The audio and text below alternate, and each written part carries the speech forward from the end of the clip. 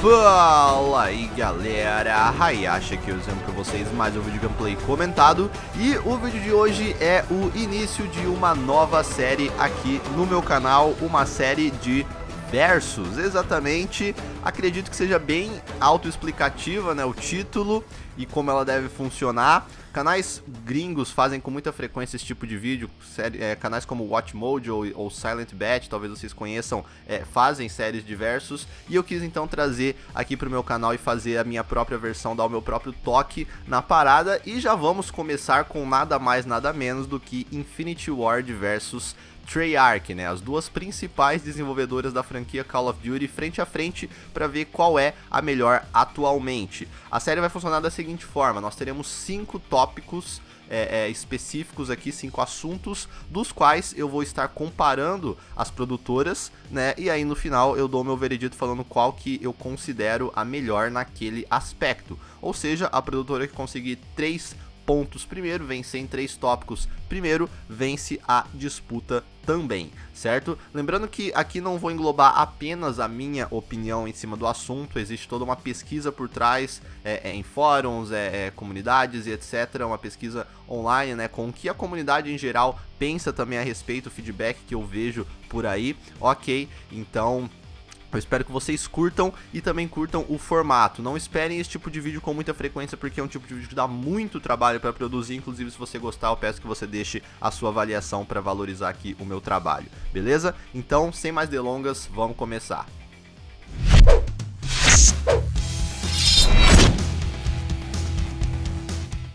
Já começando na polêmica, temos aqui um ponto difícil de destacar um vencedor. Enquanto a Infinity Ward detém a aclamada trilogia Modern Warfare, a Treyarch também mexeu seus pauzinhos ao longo dos anos e criou sua própria trilogia, intitulada Black Ops.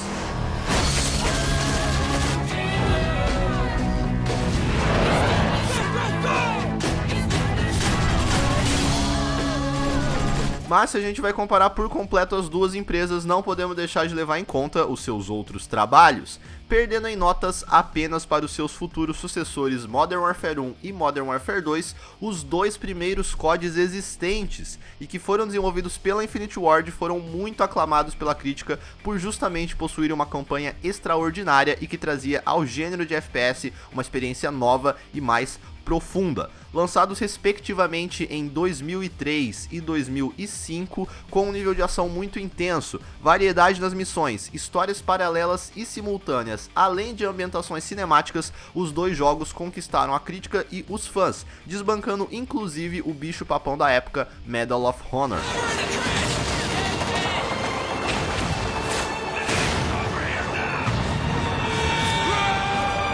Um ano depois, por mais que a Treyarch tenha se esforçado e entregado um bom jogo com Call of Duty 3, seu primeiro título da franquia, a recepção e críticas foram inferiores às dos dois primeiros títulos, com muitos apontando que, apesar de ainda muito divertido e intenso, o jogo era apenas mais do mesmo. Eis que surge então, das mãos da Infinity Ward, a grande revolução e evolução da franquia com Call of Duty 4, Modern Warfare, que apostava na arriscada ideia de abordar a guerra moderna, trazendo consigo personagens marcantes e uma história muito bem contada, vista por nós através de missões épicas e que são lembradas até hoje. Price, Soap, Ghost, Makarov, qualquer bom fã de COD conhece esses nomes e sabe o quanto eles representam para a franquia. A trilogia foi terminada em 2011 com Call of Duty Modern Warfare 3, sucessor direto de Call of Duty Modern Warfare 2, lançado em 2009. Ambos os títulos também foram muito aclamados pela crítica e, apesar de suas curtas campanhas, a ação, intensidade, variedade e momentos de clímax inesperados se fizeram presentes em ambos os jogos, culminando na trilogia mais marcante que toda a série já teve. Enquanto isso, a Treyarch havia lançado em 2008 Call of Duty Road at War, seu segundo game da série e que introduzia pela primeira vez na franquia uma campanha cooperativa. Apesar de ter sido criticamente bem avaliado, o game ainda assim não parecia estar no mesmo patamar do seu antecessor da época, Modern Warfare, e a ideia de Segunda Guerra Mundial não parecia mais atrair tantas pessoas, após o sucesso estrondoso que o jogo da Infinity Ward havia alcançado no ano anterior. Assim, 2 anos depois, a Treyarch dá início à sua trilogia intitulada Black Ops, com uma das melhores campanhas que a franquia COD já viu até hoje, introduzindo vários personagens marcantes e bem desenvolvidos, além de uma história que te intriga do começo ao fim com 3 grandes antagonistas diferentes. O primeiro título da saga Black Ops foi capaz de superar os 2 primeiros Modern Warfares em vendas e serviu para colocar a Treyarch de vez no mapa como uma desenvolvedora de respeito. A continuação viria em 2012 com Black Ops 2, que dessa vez levava a guerra a um futuro próximo, com muita tecnologia, drones e, claro, ação intensa, trazendo consigo não só personagens já conhecidos do primeiro jogo, como o famoso Sergeant Woods, mas também novidades, como a possibilidade de fazer escolhas e participar de missões secundárias. A fim de aprofundar a sua experiência, Black Ops 2 trouxe uma campanha no mínimo refrescante para a franquia e conseguiu, até certo ponto, agradar mesmo aqueles que estavam com um pouco de pé atrás com o tema futurista do game. A trilogia se fecharia então em 2015 com Black Ops 3, que voltava a trazer para a franquia uma campanha completamente cooperativa, para até 4 jogadores desta vez. No entanto, com uma história bastante confusa e complexa, uma tematização extremamente futurista e com a quase inexistente conexão de universos com os 2 primeiros títulos da saga, Black Ops 3 teve sem dúvidas a campanha menos aclamada de toda a trilogia.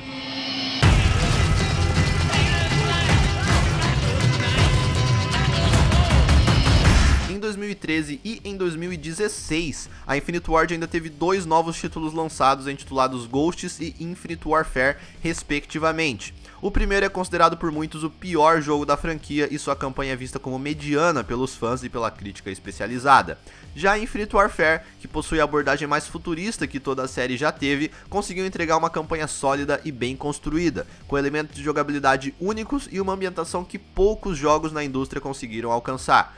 Por mais que a sua história não seja considerada das mais empolgantes, o conjunto da obra parece fazer valer a pena.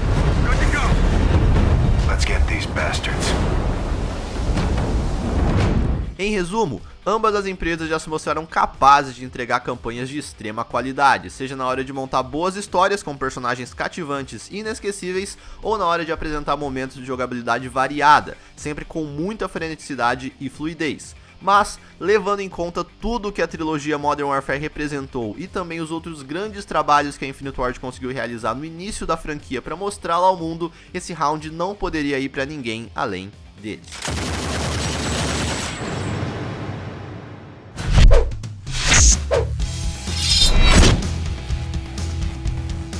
O que seria de COD sem o seu famoso multiplayer?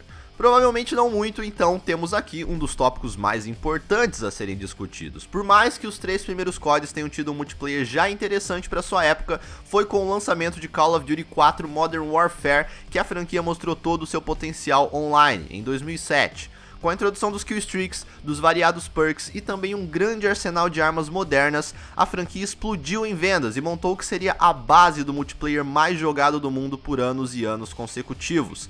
A fórmula do sucesso parecia ter sido inventada, e apesar de alguns problemas de balanceamento, muitos consideram até hoje o multiplayer de Modern Warfare o melhor de toda a franquia.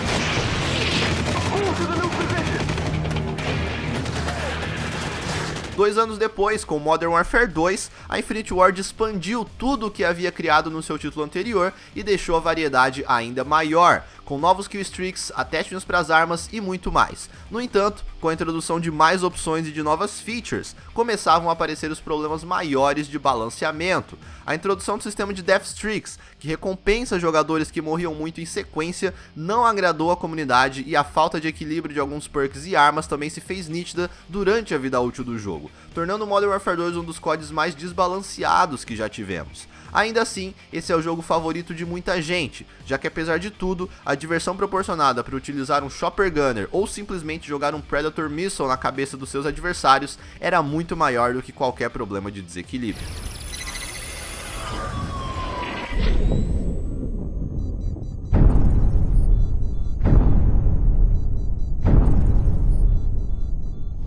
Já 2 anos mais tarde, por mais que tenha se esforçado, a Infinity Ward não conseguiu corrigir de forma completa o desbalanceamento para o Modern Warfare 3, uma vez que os Death Streaks, por exemplo, foram mantidos. Mas, pelo menos no quesito inovação, tivemos um avanço com a introdução do sistema de Point Streaks, que agora dividia os Kill Streaks em 3 diferentes categorias, deixando o jogo mais vasto e também amigável a novos jogadores. Os mapas também sofreram uma grande mudança durante todos os 3 títulos da saga. Enquanto nos 2 primeiros jogos eles tendiam a ser maiores e mais abertos, em Modern Warfare 3 a prioridade pareceu ter sido o combate a curta distância, com corredores e casas apertadas, além de muitos objetos para cobertura se fazendo presente na maioria dos mapas.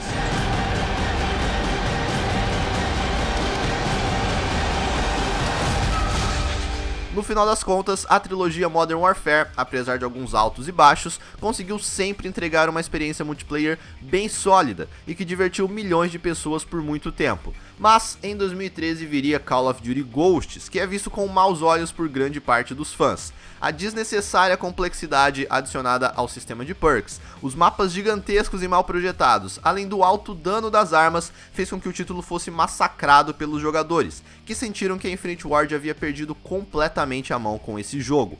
A falta de interesse dos players foi bastante notada durante seu ciclo de vida e o alto número de jogadores ativos que a franquia costumava ter por já 6 anos consecutivos foi-se perdido.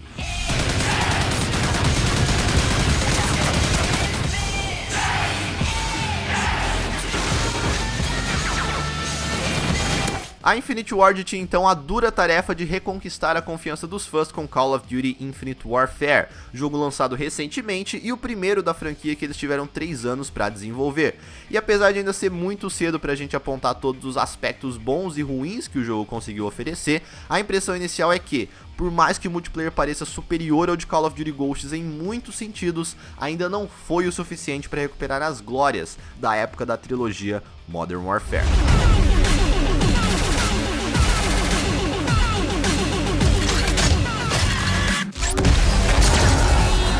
Já a Treyarch por muitos anos viveu na sombra da Infinity Ward quando o assunto era multiplayer. Vista como a desenvolvedora secundária da franquia, a empresa acabava por trazer poucas mudanças para os seus jogos quando comparado ao título anterior da Infinity Ward. Call of Duty World at War, de 2008, apostou, é verdade, na introdução de veículos no multiplayer, no caso, tanques de guerra, o que era uma grande novidade para a franquia, mas infelizmente não foi algo que agradou muito os fãs. Em 2010, com Black Ops, a Treyarch conseguiu fazer um bom trabalho em termos de balanceamento, map design e variedade, trazendo o que muitos consideram um dos melhores modos multiplayer da franquia. No entanto, a falta de inovação se comparado com o jogo do ano anterior, Modern Warfare 2, foi algo que, mais uma vez, incomodou muitos na época e parecia uma recorrente pedra no sapato da Treyarch. Eis que então, com o lançamento de Black Ops 2 em 2012, a empresa finalmente resolveu dar seus próprios toques aos pilares centrais do multiplayer da franquia. A introdução de sistemas como Pick 10, Score Streaks e League Play trouxeram um novo ar ao modo online e conseguiram passar a sensação de serem reais evoluções dos já conhecidos e sobreutilizados sistemas introduzidos lá em 2007 pela Infinity Ward. Tanto que, com exceção de Call of Duty Ghosts, todos os CODs seguintes utilizaram desses sistemas criados pela Treyarch para o Black Ops 2. Além das novidades, o balanceamento, map design e suporte se mostraram de grande nível, e tudo isso fez com que Black Ops 2 fosse considerado um dos melhores multiplayers que a franquia já foi capaz de entregar. Já em 2015, com Black Ops 3, a Treyarch resolveu arriscar e ir mais longe, criando um novo pilar para o multiplayer. Mantendo ainda todas as novidades introduzidas em Black Ops 2, Black Ops 3 trouxe um interessante sistema de especialistas, que mudava completamente as partidas online. Teríamos agora à nossa disposição 9 personagens especiais, cada um dispondo de uma arma e uma habilidade únicas para utilizarmos. Além da variedade que isso trouxe ao modo, o fator diversão também ganhou muito, e de uma forma geral foi uma adição bem-vinda pela comunidade, e que, pelo visto, veio para ficar, uma vez que o Infinite Warfare, sucessor de Black Ops 3, também adotou um sistema bastante semelhante ao de especialistas. No final das contas, por mais que a Infinity Ward seja a grande responsável por criar a fórmula de sucesso que levou o COD ao patamar que ele chegou, a falta de boas novidades, os corriqueiros problemas de balanceamento e o trabalho abaixo do esperado apresentado nos seus últimos jogos fez com que a criadora da trilogia Modern Warfare fosse deixada para trás pela Treyarch no quesito multiplayer, que ao longo dos anos se mostrou muito capaz de se reinventar e trazer consigo ideias frescas para a franquia, além de bons mapas e um balanceamento dentro do esperado. Ponto para Treyarch.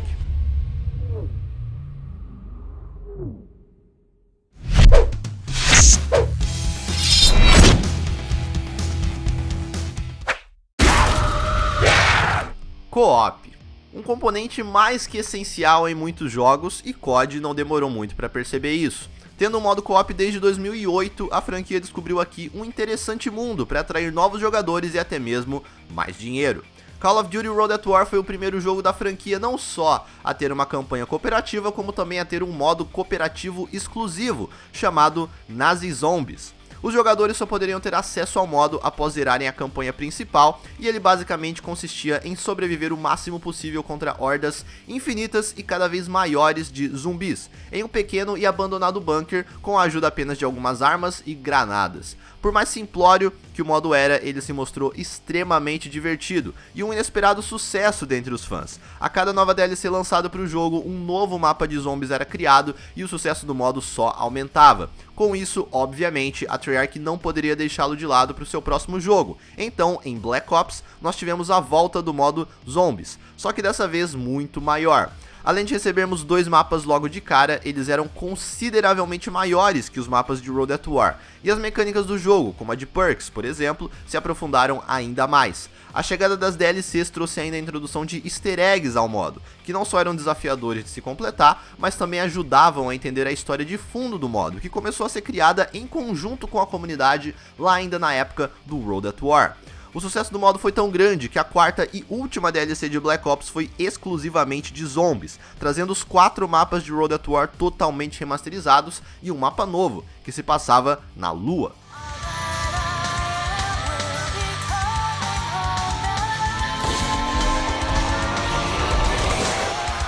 Dado todo esse sucesso, obviamente o modo teria que continuar, e com Black Ops 2 a expansão continuou acontecendo. O mapa inicial, intitulado Transit, combinava as clássicas mecânicas que já estávamos acostumados, com a novidade de podermos agora montar itens para utilizar durante as jogatinas e também um ônibus automático, que nos ajudava a transitar pelo maior mapa já criado de zombies até então. A temporada de DLCs também foi bastante agitada, com 4 mapas novamente muito bons e cheio de novidades, como novos tipos de zumbis, itens montáveis, armas e, claro, muitos easter eggs. A essa altura, várias pessoas já compravam as DLCs e até mesmo os jogos da franquia apenas pelo modo zombies.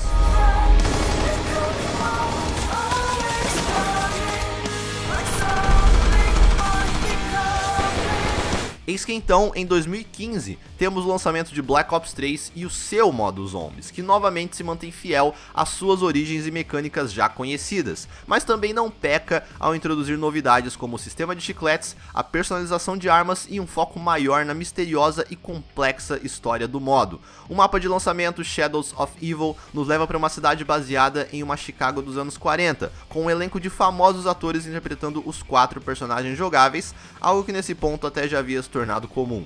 Alguns fãs mais antigos da série criticam o modo por hoje ele ser menos focado na sobrevivência e mais focado em afazeres secundários e easter eggs. Mas, contando novamente com 4 mapas lançados via DLC e easter eggs cada vez maiores e mais complexos, o modo conseguiu mais uma vez atrair uma leva enorme de fãs e impulsionar bastante as vendas do jogo, assim como de suas DLCs.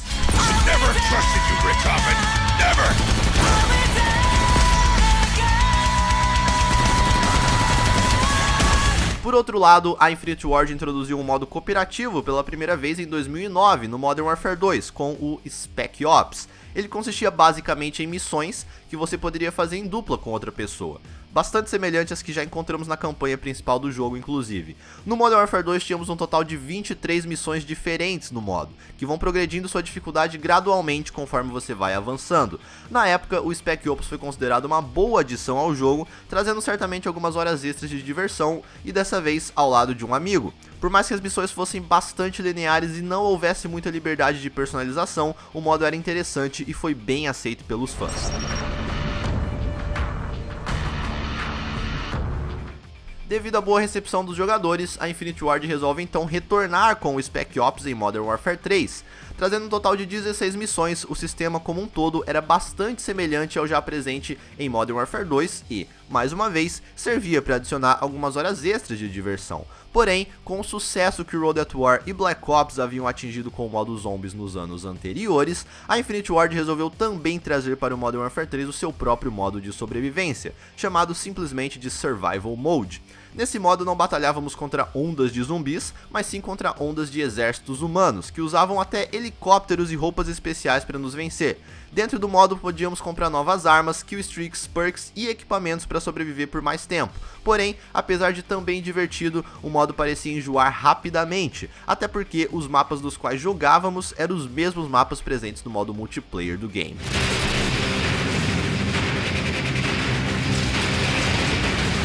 Em 2013, então, a Infinity Ward resolveu arriscar e trazer à vida o seu próprio projeto ambicioso de um modo cooperativo em Call of Duty Ghosts, chamado Extinction. Se a Treyarch teve sucesso com zumbis, a Infinity Ward buscou sucesso com alienígenas, por que não? O modo também era baseado em sobrevivência, mas, diferente dos zombies da Treyarch, ele possuía sim um objetivo final e, consequentemente, os mapas tinham um fim. Você deveria usar uma espécie de broca gigante para destruir as colmeias de alienígenas presentes no mapa, enquanto tentava sobreviver às várias ondas de aliens que te atacavam durante o processo. O modo possuía um sistema de classes bastante definido, fazendo cada player ter a sua importância dentro da estratégia de jogo e, uma vez dentro da partida, você vai juntando pontos para poder melhorar o seu personagem em determinadas habilidades e também comprar novos equipamentos para te ajudar na batalha. O modo é bastante frenético e suporta até 4 jogadores simultaneamente. Todas as DLCs também apoiaram o modo, trazendo mapas novos que seguiam a história e, claro, traziam novas armas, alienígenas, armadilhas e etc. Por mais que o modo seja bastante divertido e até profundo em vários aspectos, o fraco desempenho do jogo Call of Duty Ghosts como um todo ofuscou um pouco seu brilho, fazendo muitos deixarem o modo passar despercebido. No entanto, quem jogou costuma falar que Extinction também sofria com o problema de enjoar rapidamente, principalmente por ser um modo que possui um final para cada um de seus mapas.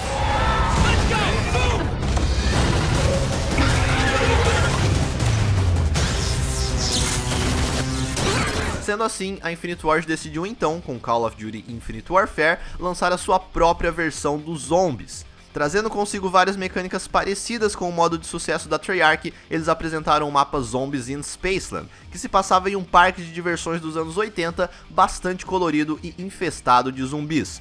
O modo se mostrou bem divertido e menos sério que os zombies da Treyarch. Teve uma boa recepção dos fãs e contou também com o tradicional easter egg necessário para entender melhor a história por trás do acontecido. Com toda uma temporada de DLCs ainda por vir, o modo Zombies da Infinity Ward aparenta ter tudo para ser o melhor modo co-op que a empresa já entregou em um Call of Duty. Welcome to the dork side!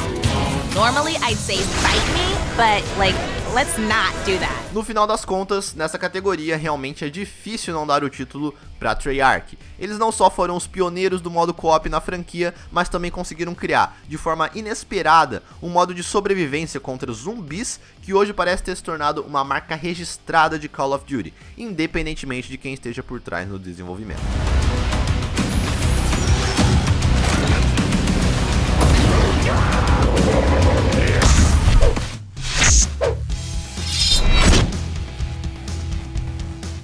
Por melhor que um jogo seja, ele não vai ser uma experiência 100% agradável se não funcionar corretamente. Nessa categoria a gente vai analisar quais das duas produtoras costumam entregar jogos que funcionam melhor no seu aspecto técnico. A franquia COD é bastante conhecida por ter uma jogabilidade extremamente fluida e conseguir manter os 60 quadros por segundo constantes em todas as plataformas, mas nem tudo são flores.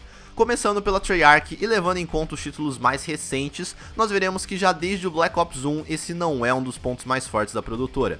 O jogo de 2010 sofreu bastante com problemas de frame rate e travamentos no PlayStation 3, principalmente quando killstreaks como Napalm Strike ou Stealth Bomber eram utilizados no modo multiplayer. O mesmo pode ser dito da versão de PC, que era bastante mal otimizada e difícil de ser rodada em sua qualidade máxima. Já com Black Ops 2, a Treyarch parece ter feito melhor o dever de casa e o game apresentou poucos problemas de performance, inclusive a versão de PC do jogo é considerada uma das melhores da franquia já lançadas até hoje em termos de otimização. Mas, infelizmente, o mesmo não pode ser dito do jogo mais recente da Treyarch, Black Ops 3. Além do jogo não ser bem otimizado nos PCs, ele também sofreu bastante em ambos os consoles durante sua vida útil, principalmente no Xbox One. Diversos mapas tinham constantes problemas de texturas, tanto nos zombies quanto no multiplayer. Os tempos de load também eram gigantescos, os maiores já vistos até hoje na franquia, e os jogadores tinham que lidar até com certa frequência com eventuais crashes do jogo, em especial jogando o modo zombies.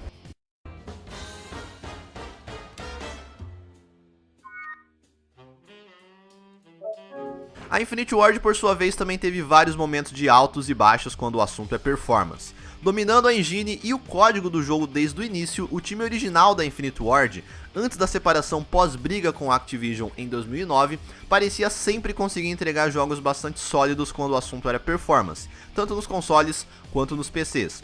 A taxa de 60 quadros por segundo era constante e os jogos não apresentavam grandes problemas de travamentos ou qualquer coisa do gênero.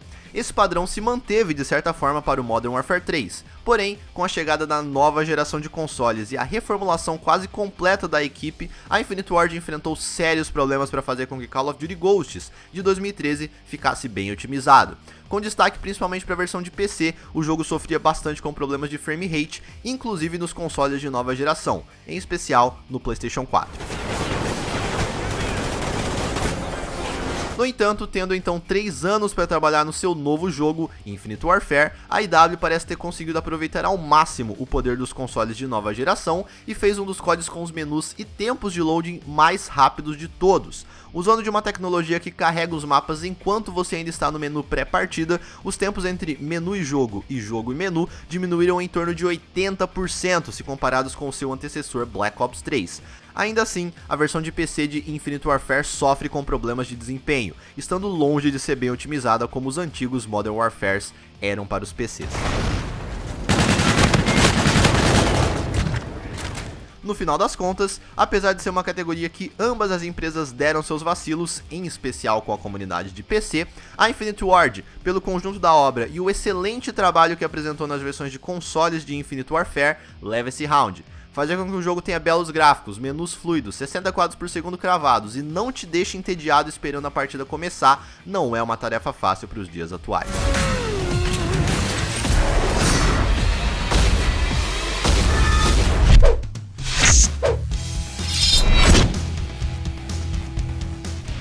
Mesmo que você lance o melhor jogo da sua carreira, alguma coisa vai precisar ser arrumada, principalmente tendo uma comunidade gigante e pouco fácil de se satisfazer como a de Call of Duty.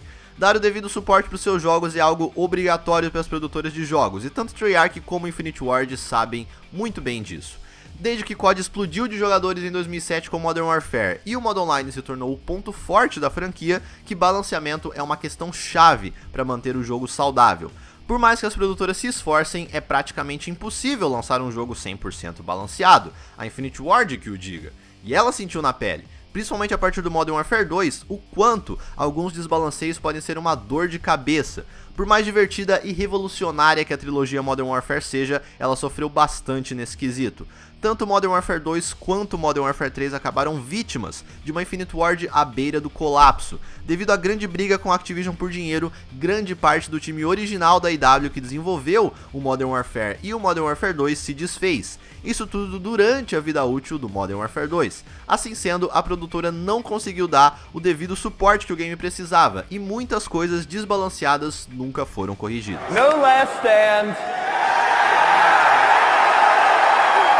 Fuck you, last Para desenvolver Modern Warfare 3, a Infinite Ward precisou então contar com a ajuda de um estúdio recém-criado, chamado Sledgehammer, o que, obviamente, dava indícios que ainda assim as coisas não estavam 100% organizadas dentro dos estúdios da IW.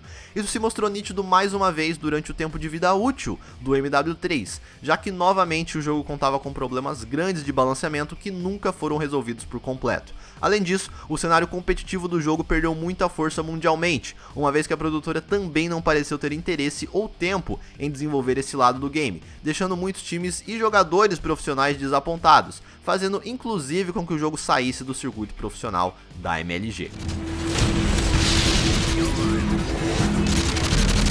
2 anos depois, com o lançamento de COD Ghosts, a Infinite Ward pareceu mais disposta e capaz de lidar com o feedback da comunidade em geral, incluindo a comunidade competitiva. Por mais que o COD Ghosts tenha sido talvez o jogo de menor sucesso da empresa, eles conseguiram mostrar um suporte bem superior ao de 2 anos atrás, inclusive através de mídias sociais. Hoje, com o ciclo de vida de Infinite Warfare ativo, a Infinite Ward tem se mostrado extremamente disposta a consertar os problemas do jogo e ouvir todo o feedback da comunidade. Frequentemente, live streams com os desenvolvedores são feitas para falar sobre o jogo e responder perguntas, assim como tópicos são criados em fóruns para explicar determinados fatos relacionados ao game.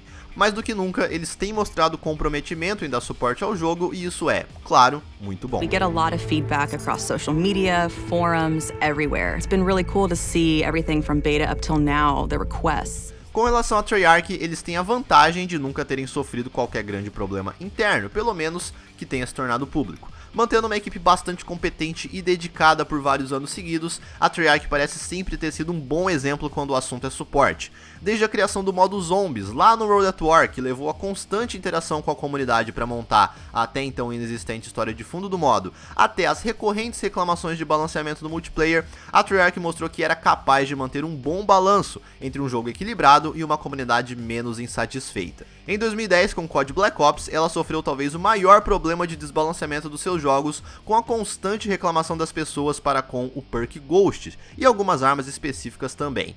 Até então, nada anormal para a franquia, mas o interessante foi ver que, no seu jogo seguinte, Black Ops 2, esse mesmo perk haveria sido completamente remodelado e, desde o início, o jogo recebeu uma atenção maior do que o normal para problemas de balanceamento em armas e attachments. Através de redes sociais e fóruns online, uma comunicação constante era mantida com os jogadores, e todo esse espírito se manteve em 2015 para o Black Ops 3, onde novamente muitos patches de correções foram lançados, além da frequente adição de novas features para o jogo, ajudando a manter a base de jogadores sempre muito interessada. It's just very exciting. It was a fun map for us to bring back.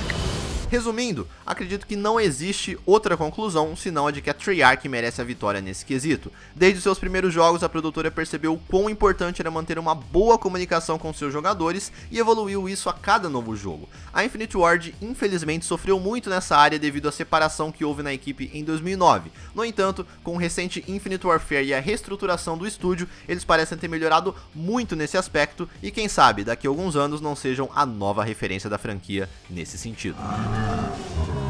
Hey, what are you doing? We talked about this. You know that's not just a monkey.